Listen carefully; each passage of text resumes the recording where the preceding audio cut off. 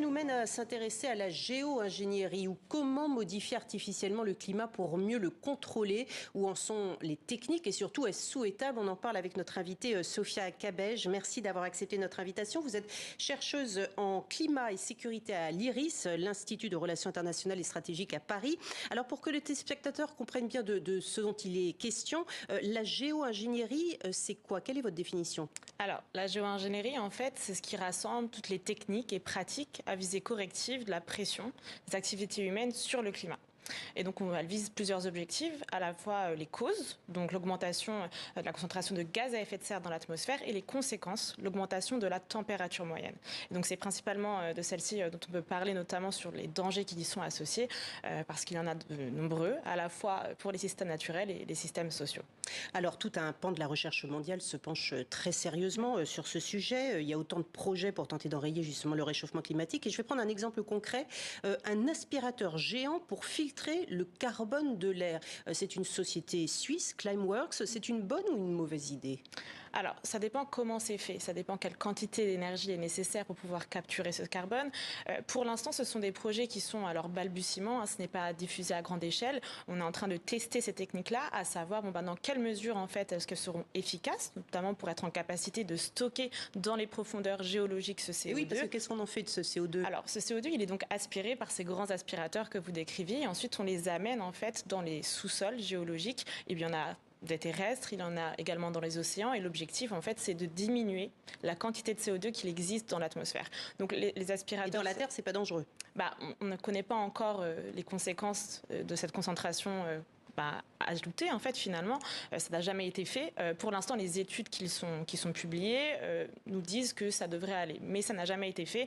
Ce sont des technologies, ça faut le souligner, qui sont quand même largement notamment diffusées dans les différents scénarios de long terme pour parvenir à cette fameuse neutralité carbone à 2050. Et oui, parce que l'idée en soi paraît bonne. Il y a aussi d'autres exemples, des avions faiseurs de pluie, des techniques également de gestion du rayonnement solaire. J'évoquais l'expression tout à l'heure de jouer aux apprentis sorciers. C'est un peu ce qu'on fait? Alors là, je pense que vous faites référence en effet à l'injection d'aérosols dans la stratosphère. Donc l'idée là, c'est qu'on va venir injecter en fait des particules chimiques dans la haute stratosphère, avec pour objectif en fait de créer une sorte de voile miroir qui va venir refléter les rayons solaires directement vers l'espace, et donc diminuer finalement la quantité de soleil qui pénètre sur Terre et in fine la température. Donc ça, c'est un peu l'objectif. Pour l'instant, on n'y est pas du tout. C'est encore à un stade d'expérimentation en laboratoire. On passe maintenant à l'expérimentation à échelle réelle, et ça pose des vraies questions. Qui le fait? Dans quelles conditions est-ce que ce serait déployé? Pour l'instant, il n'y a pas de cadre de gouvernance, et c'est notamment ça le vrai enjeu. On n'a pas en fait de cadre qui nous dit comment on pourrait faire ça. Mais je pensais qu'en 2010 avait été signé aux Nations Unies justement un moratoire sur la géo-ingénierie, justement jusqu'à ce qu'un cadre réglementaire soit mis en place. Donc ce cadre réglementaire, 12 ans plus tard, n'a toujours pas été mis en place. Alors le cadre dont vous parlez, c'est pour certains types de technologies. Pour la géo-ingénierie solaire, il n'y a absolument aucun cadre. Il pourrait par contre rentrer dans différents cadres de gouvernance, que ce soit la convention qui avait été signée suite à l'opération Popeye, lorsque les États-Unis avaient donc ensemencé ces nuages-là, et on avait décidé de ne plus utiliser, notamment à des fins militaires, des technologies qui visent à modifier l'environnement. Pour autant, aujourd'hui, que ce soit la géo-ingénierie solaire ou du CO2, ne fait pas l'objet en fait d'une gouvernance spécifique, et elle montre même, notamment lors des débats aux Nations Unies, de vraies oppositions de certains pays pour la faire avancer, notamment de l'Arabie Saoudite, par exemple. Et justement, je me demandais, plutôt que de faire avancer la cause climatique, est-ce que la géo-ingénierie, au contraire, ne rend pas un petit peu pantouflard, si je peux me permettre cette expression, c'est-à-dire de se dire on a d'autres moyens techniques, finalement, pas besoin de... C'est exactement ça, c'est la question de l'aléa moral en fait.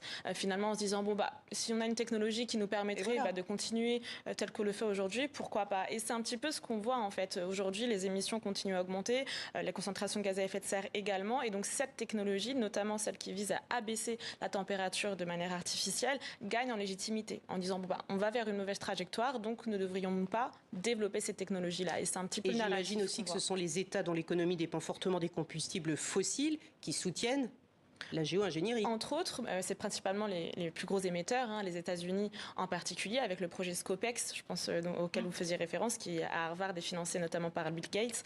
Ce sont en fait les pays du Nord, les pays responsables des émissions historiques, qui investissent massivement dans ces techniques-là pour plusieurs raisons, parce qu'elles ont une avancée technologique également, mais aussi à des visées stratégiques.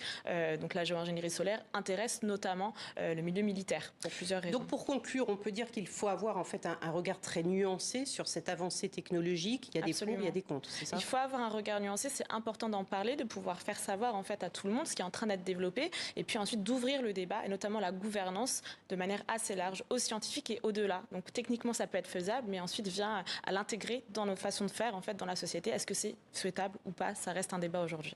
Merci beaucoup Sophia Cabej d'avoir été avec nous pour attirer notre attention justement sur cette question.